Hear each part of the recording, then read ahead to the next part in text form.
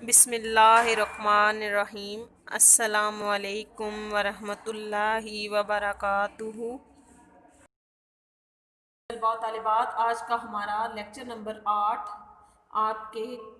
درسی کتاب کے پہلے حصے قرآن مجید سے متعلق ہے۔ پہلے حصے میں ہم نے پہلے سورہ احزاب پڑھی، آج ہم سورہ ممتحنہ پڑھیں گے۔ سورہ ممتحنہ پڑھنے سے پہلے میں آپ کو اس سورت کے بارے میں بتاؤں گی۔ پہلے ہم اس کا تھوڑا سا تعارف جان لیتے ہیں، اس کے بعد ہم آیات کے ترجمے اور مفہوم کی طرف آئیں گے۔ سب سے پہلے یہ جان لیتے ہیں کہ یہ کون سی سورت ہے۔ سورہ ممتحنہ مدنی سورت ہے۔ سورہ ممتحنہ مدنی سورت ہے، اس کے 2 رکوع ہیں اور اس میں 13 آیات ہیں، 13 آیات پر مشتمل ہے۔ یہ 8 ہجری کو نازل ہوئی۔ پیارے بچوں، ہم نے پڑھا کہ یہ مدنی سورت ہے، اس میں 2 رکوع شامل ہیں اور اس کی 13 آیات ہیں۔ یہ 8 ہجری کو نازل ہوئی۔ اس کا شان نزول تھوڑا سا پڑھ لیتے ہیں کہ یہ سورت نازل کب ہوئی، اس کی وجہ تسمیہ کیا تھی، اس کا شان نزول کیا ہے۔ پیارے بچوں، آپ صلی اللہ علیہ وآلہ وسلم خفیہ طور پر مکہ پر حملہ کرنے کی تیاری کر رہے تھے، تو اس خبر کو بتانے پر سختی سے منع کیا گیا تھا۔ ایک صحابی رسول تھے جن کا نام تھا خاطب بن ابی بلتہ رضی اللہ تعالیٰ عنہ۔ یہ وہ صحابی تھے جو میدان غزوہ بدر میں انہوں نے شرکت فرمائی تھی۔ تو انہوں نے قریش مکہ کو خط لکھ کر اس منصوبے کی اطلاع کرنے کی کوشش کی۔ اللہ تعالیٰ نے نبی اکرم صلی اللہ علیہ وآلہ وسلم کو بذریعہ وحی بتا دیا۔ آپ صلی اللہ علیہ وآلہ وسلم نے صحابہ اکرام کو خط بھیج کر وہ خط پکڑوا لیا اور حضرت خاطب رضی اللہ تعالیٰ عنہ کو بلا کر پوچھا کہ ایسا کیوں کیا، یعنی ان سے آپ صلی اللہ علیہ وسلم نے وجہ دریافت کی کہ وہ خود ہمارے ساتھ مدینہ میں ہیں، لیکن انہوں نے مکہ والوں سے ہمدردی کیوں ظاہر کی، کیوں ہماری خفیہ تیاریوں کے بارے میں بتانے کی کوشش کی۔ تو حضرت خاطب نے بتایا کہ یا رسول اللہ صلی اللہ علیہ وآلہ وسلم، میرے اہل و عیال مکہ میں ہیں، میں نے سوچا کہ قریش مکہ پر احسان کار دوں تاکہ وہ میرے بیوی بچوں کو تنگ نہ کریں۔ آپ صلی اللہ علیہ وسلم نے اس بدری صحابی یعنی انہوں نے غزوہ بدر میں شرکت فرمائی تھی، اس وجہ سے انہیں معاف کر دیا۔ اس واقعہ کے بعد یہ سورت نازل ہوئی۔ ہم نے اس کا شان نزول پڑھا، وجہ تسمیہ پڑھی کہ صحابی رسول نے اپنی اولاد کی خاطر، اپنے بیوی کی خاطر مکہ والوں سے ہمدردی کا اظہار کرنا چاہا، ان کو آپ صلی اللہ علیہ وسلم کے منصوبوں کے بارے میں بتانے کی کوشش کی۔ تو اس صورت میں اللہ تعالیٰ نے تمام مسلمانوں کو اپنے تمام تعلقات کو اسلام پر قربان کرنے کا حکم دیا اور پھر بتایا کہ کس طرح حضرت ابراہیم علیہ السلام نے اپنے باپ سمیت اپنی پوری قوم سے جو تعلقات تھے ان کو اسلام پر قربان کر دیا تھا، اپنے باپ سے لا تعلقی کا اظہار کر دیا تھا۔ تو تمام مسلمانوں کو بھی حضرت ابراہیم کے اسی اسوہ حسنہ کی پیروی کا حکم دیا گیا کہ اپنے تمام تعلقات کو اسلام پر قربان کر دیں۔ نصاب میں آپ کا پہلا رکوع شامل ہے۔ پہلا رکوع آیت نمبر 1 سے لے کے 6 پر ختم ہوتا ہے۔ 6 آیات اس میں شامل ہیں۔ بسم اللہ الرحمن الرحیم۔ شروع اللہ کے نام سے جو بڑا مہربان نہایت رحم والا ہے۔ آیت نمبر 1 پڑھتے ہیں پہلے پیارے بچوں۔ معنی آپ نوٹ کریں گے میرے ساتھ ساتھ، معنی آپ تیار کریں گے اور اس کے ساتھ جب آپ معنی تیار کر لیں گے تو آیات کا بمحاورہ ترجمہ تیار کرنے میں آسانی رہے گی۔ شروع کرتے ہیں۔ یا الذین آمنوا، اے ایمان والو یا مومنو، لا نہ تتخذوا بناؤ، عدوی میرے دشمن، وعدوکم اور تمہارے دشمن، اولیاء دوست، تلقونا تم ڈالتے ہو، علیہم ان کی طرف، بالمودتی دوستی کے پیغامات، وقد اور تحقیق، کفروا منکر ہیں، بما اس سے جو، جاءکم آیا تمہارے پاس، من الحق کی حق سے۔ اے ایمان والو میرے اور اپنے دشمنوں کو دوست نہ بناؤ، تم ان کی طرف دوستی کے پیغام بھیجتے ہو اور وہ جو دین حق تمہارے پاس آیا اس سے ماننے کو انکار کرتے ہیں۔ یخرجون نکالتے ہیں تمہیں، یخرجون الرسول اور نکالتے ہیں رسول کو، وایاکم اور تمہیں، ان تؤمنوا کہ تم ایمان لائے، باللہ اللہ پر، ربکم تمہارا رب، اس لیے تمہیں اور پیغمبر کو گھروں سے نکالتے ہیں کہ تم اللہ تعالیٰ پر ایمان لائے ہو۔ ان اگر کن تم ہو خرج تم نکلتے جہادن لڑنے یا جہاد کرنے فی سبیلی میری راہ میں وابتغاء اور طلب کرتے ہو مرداتی میری مرضی تسرونا تم چھپا کر بیچتے ہو الیہم ان کی طرف بالموداتی دوستی کے پیغامات وانا اور یہ کہ عالم جانتا ہوں بما اس سے جو اخفیتم تم مخفی طور پر کرتے ہو وما اور جو اعلنتم تم علیل اعلان کرتے ہو۔ اگر تم میری راہ میں لڑنے اور میری مرضی طلب کرنے کے لیے مکہ سے نکلے ہو تو تم ان کی طرف پوشیدہ پوشیدہ دوستی کے پیغام بھیجتے ہو اور جو کچھ تم مخفی طور پر کرتے ہو اور جو علیل اعلان کرتے ہو میں وہ سب جانتا ہوں۔ وَمَن يَفْعَلْهُ اور جو کوئی ایسا کرے گا منکم تم میں سے فقط تو تحقیق ضلع بھٹک گیا سواءً سبیل راستے سے، اور جو کوئی تم میں سے ایسا کرے گا وہ سیدھے راستے سے بھٹک گیا۔ یعنی اللہ تعالیٰ نے فرمایا کہ اے ایمان والو میرے اور اپنے دشمنوں کو دوست نہ بناؤ، تم ان کی طرف دوستی کے پیغام بھیجتے ہو اور جو دین حق تمہارے پاس آیا یعنی اللہ کی طرف سے قرآن جو تمہارے پاس آیا، اللہ کی کتاب آئی، اللہ کا دین آیا، وہ اس کو ماننے سے انکار کرتے ہیں اور انہوں نے رسول اللہ صلی اللہ علیہ وآلہ وسلم کو اور مسلمانوں کو ان کے گھروں سے صرف اس لیے نکالا کہ تم اپنے رب پر ایمان لائے ہو۔ اور مسلمانوں سے فرمایا کہ اگر تم مکہ سے ہجرت کر کے مدینہ آ گئے ہو، میری راہ میں نکل گئے ہو، لڑے ہو، ستائے گئے ہو تو تم میری مرضی طلب کرتے ہو تو تم ان کی طرف دوستی کے پیغامات نہ بھیجو۔ تم جو کچھ چھپا کر کرتے ہو اور جو کچھ علیل اعلان کرتے ہو یعنی ظاہر کرتے ہو وہ مجھے معلوم ہے، اور جو کوئی ایسا کرے گا وہ سیدھے راستے سے بھٹک گیا۔ دیکھیں پیارے بچوں، میں نے آپ کو بتایا کہ خاطب بن ابی بلتہ نے چھپا کر خط لکھا تھا۔ ایک خاتون تھی، مغنیہ خاتون تھی، یعنی ناچ گانا کرنے والی خاتون مدینہ میں آئی تو اس نے مکہ واپس جانا تھا، تو خاطب بن ابی بلتہ نے اس کو کچھ درہم دیے اور اسے خط دیا کہ تم جا کے قریش مکہ کے سرداروں کو دے دینا، اور اس طرح یہ ہوگا کہ پھر وہ جان جائیں گے کہ آپ صلی اللہ علیہ وسلم مکہ پر حملہ کرنے کی تیاریاں کریں، اس طرح وہ میرے اہل و عیال کی حفاظت کریں گے اور ان سے ہمدردی کریں گے۔ تو یہ انہوں نے کام چھپا کر کیا، لیکن اللہ تعالیٰ نے آپ صلی اللہ علیہ وسلم کو بذریعہ بھی آگاہ فرما دیا، اسی لیے فرمایا کہ جو کچھ تم چھپا کر کرتے ہو اور جو کچھ تم ظاہر کرتے ہو میں ہر چیز سے واقف ہوں۔ آیت نمبر 2 دیکھیں، یَسْخَفُوکُم اگر وہ قدرت پا لیں تم پر، یکونو ہو جائیں لکم تمہارے اعداءً دشمن، وَیَبْسُطُوا اور کھولیں علیکم تمہاری طرف ایدیاہم اپنے ہاتھ، وَأَلْسِنَتَہم اور اپنی زبانیں، بالسوء برائی کے لیے، وَوَدُّوا اور وہ چاہیں لو تکفرون کاش کہ تم کافر ہو جاؤ۔ اگر یہ کافر تم پر قدرت پا لیں تو تمہارے دشمن بن جائیں اور ایذا کے لیے تمہیں تکلیف دینے کے لیے تم پر ہاتھ بھی چلائیں اور زبانیں بھی، اور چاہتے ہیں کہ تم کسی طرح سے کافر ہو جاؤ۔ یعنی اگر کفار تم پر غالب آ جائیں، قدرت پا لیں تو وہ تم پر ہاتھ بھی چلائیں گے، یعنی تمہیں اپنے ہاتھوں سے بھی ماریں گے اور زبانوں سے بھی ایسی باتیں کریں گے جو تمہارے لیے تکلیف کا باعث ہوں، اور ان کی پوری کوشش ہوگی کہ مسلمان کسی طرح سے پھر کفر کی طرف لوٹ آئیں۔ آیت نمبر 3 دیکھیں، لن تنفعکم تمہیں ہرگز نفع نہ دے گا ارحامکم تمہارے رشتہ دار، و اولادکم اور تمہاری اولاد، یوم القیامتی قیامت کے دن، یفصلوا فیصلہ کرے گا بینکم تمہارے درمیان، واللہ اور اللہ بما اس سے جو تعملون تم اعمال کرتے ہو بصیر دیکھنے والا۔ قیامت کے دن نہ تمہارے رشتے ناتے کام آئیں گے اور نہ اولاد، اس روز وہی تم میں فیصلہ کرے گا اور جو کچھ تم کرتے ہو خدا اس کو دیکھتا ہے۔ دیکھیں جی، حضرت خاطب بن ابی بلتہ جو بدری صحابی تھے، وہ چونکہ حضور پاک صلی اللہ علیہ وسلم کے ساتھ ہجرت فرما کر مدینہ آگے تھے، لیکن ان کے اہل و عیال مکہ میں تھے، تو انہوں نے اپنے اہل و عیال سے ہمدردی کرنے کے لیے قریش مکہ کو خط لکھا، قریش مکہ کے سرداروں کے نام خط لکھا، تو یہ انہوں نے اپنے خاندان کے لیے کیا۔ اللہ تعالیٰ نے اس بات کو واضح فرما دیا کہ قیامت کے دن تمہارے رشتے ناتے کام نہیں آئیں گے اور نہ ہی تمہاری اولاد، اس دن وہی تم میں فیصلہ کرے گا، یعنی اللہ تعالیٰ ہی تم میں فیصلہ کرے گا، اور جو کام تم کرتے ہو اللہ اس سے خوب واقف ہے۔ قد کانت پس تحقیق لکم تمہارے لیے، اسوات حسنات بہترین نمونہ، فی ابراہیم میں، والذین وہ جو معہ اس کے ساتھ تھے، تمہیں ابراہیم اور ان کے رفقا کی نیک چال چلنی ضرور ہے۔ رفقا یعنی جو ان کے رفیق تھے، ان کے دوست تھے، جو ان کے ساتھ چلنے والے لوگ تھے، ساتھ دینے والے لوگ تھے۔ ان کی پیروی کا حکم دیا گیا۔ اس جب قالو انہوں نے کہا لقومہم اپنی قوم سے انا بے شک برا بیزار ہوں بے تعلق ہوں منکم تم سے و مما اور ان سے جن کو تعبدون تم پوجتے ہو من دون اللہ اللہ کے سوا۔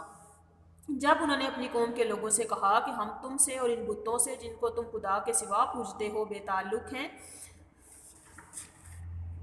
کفرنا ہم نے کفر کیا بکم تم سے و بدا اور ظاہر ہو گئی بیننا ہمارے درمیان و بینکم اور تمہارے درمیان عداوتن دشمنی والبغضاء اور بغض ابداً ہمیشہ حتیٰ یہاں تک کہ تم ایمان لاؤ باللہ اللہ پر وحدہ وہ ایک ہے۔ فرمایا کہ حضرت ابراہیم نے اپنی قوم سے فرمایا کہ ان لوگوں سے کہا کہ ہم تم سے اور ان بتوں سے جن کو تم خدا کے سوا پوجتے ہو بے تعلق ہیں، تمہارے ان معبودوں کے کبھی قائل نہیں ہو سکتے جب تک تم خدائے واحد پر ایمان نہ لے آؤ، ہم میں اور تم میں کھلم کھلا عداوت اور دشمنی رہے گی۔ حضرت ابراہیم علیہ السلام کی قوم چونکہ بت پرست تھی، بتوں کی پوجا کرتی تھی، خانہ کعبہ کے اندر بھی انہوں نے بت رکھے ہوئے تھے، تو یہ ایک واقعہ بھی ہے اس میں کہ حضرت ایک دفعہ وہ کسی میلے میں گئے تو حضرت ابراہیم علیہ السلام نے ان کے تمام بتوں کو توڑ دیا اور ایک کلہاڑا ایک بت جو ان کا بڑا بت تھا اس کے کندھے پہ رکھ دیا۔ جب وہ آئے تو انہوں نے کہا کہ یہ یقیناً ابراہیم علیہ السلام کا کام ہے کہ انہوں نے ہی ہمارے بتوں کو توڑا ہوگا۔ تو انہوں نے ابراہیم سے پوچھا کہ تم نے یہ کام کیوں کیا، ہمارے بتوں کو، ہمارے معبودوں کو، ہمارے خداؤں کو کیوں توڑا؟ تو حضرت ابراہیم نے کہا کہ تم اپنے بڑے بت سے پوچھ لو جس کے کندھے پہ کلہاڑا میں نے رکھا ہوا ہے، اس سے پوچھ لو کہ کس نے ان بتوں کو توڑا۔ تو کہنے لگے کہ وہ تو بے جان ہے، وہ بول نہیں سکتے۔ تو حضرت ابراہیم نے جواب دیا کہ جب وہ اپنی حفاظت نہیں کر سکتے تو وہ تمہاری حفاظت کیا کریں گے؟ لیکن ان کے لاکھ سمجھانے کے باوجود بھی ان کی قوم بتوں کی پوجا سے باز نہ آئی، تو انہوں نے اپنی قوم سے اور اپنے باپ سے بھی لا تلقی کا اظہار کیا، اور مسلمانوں کو اب حضرت ابراہیم کے اسی اسوہ حسنہ کی پیروی کا حکم دیا گیا کہ وہ بھی حضرت ابراہیم کی طرح اپنے تمام تعلقات کو اسلام پر قربان کر دیں۔ الا مگر قولا کہا ابراہیم نے لے ابی ہی اپنے باپ سے فرنا میں تمہارے لیے ضرور بخشش مانگوں گا،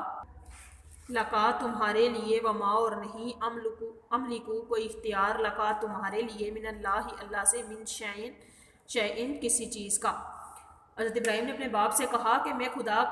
سے آپ کے لیے معافی ضرور مانگوں گا، بخشش ضرور مانگوں گا، لیکن میں خدا کے سامنے آپ کے بارے میں کسی چیز کا کچھ اختیار نہیں رکھتا۔ ربنا اے ہمارے رب، علیہ کا تمہاری طرف توکلنا ہم نے بھروسہ کیا، وعلیہ کے کا اور تمہاری طرف انبنا رجوع کرتے ہیں، وعلیہ کا تمہاری طرف مسیر لوٹ جانا ہے۔ اے ہمارے پروردگار، ہم نے تجھ پر ہی بھروسہ کیا، ہم تیری طرف ہی رجوع کرتے ہیں اور تیرے ہی حضور ہمیں لوٹ جانا ہے۔ پھر حضرت ابراہیم نے آگے دعا کی، ربنا اے ہمارے رب، لا تجعلنا ہمیں نہ بنانا، فتنہ للذین ان لوگوں کے لیے، کفروا جنہوں نے کفر کیا، وغفر لنا اور ہمیں بخش دینا، ربنا اے ہمارے رب، انکا بے شک، انتا تو ہے، عزیز غالب، حکیم حکمت والا۔ پھر فرمایا کہ ہمارے پروردگار ہم کو کافروں کے ہاتھوں سے عذاب نہ دلانا، اور اے ہمارے پروردگار ہمیں معاف فرما، بے شک تو غالب حکمت والا ہے۔ یہ حضرت ابراہیم علیہ السلام نے اپنے رب سے دعا فرمائی تھی کہ ہمیں کبھی بھی کافروں کے ہاتھوں سے عذاب نہ دلانا۔ لقد پس تحقیق کان ہے، لکم تمہارے لیے، فیہم اس میں، اسوۃ حسنۃ بہترین نمونہ، لمن اس کے لیے، کان ہے، یرج اللہ امید رکھتا اللہ، والیوم الآخر اور آخرت کے دن کی، ومن یتولی اور جو روگردانی کرے گا، فإن اللہ تو بے شک اللہ، هو الغنی الحمید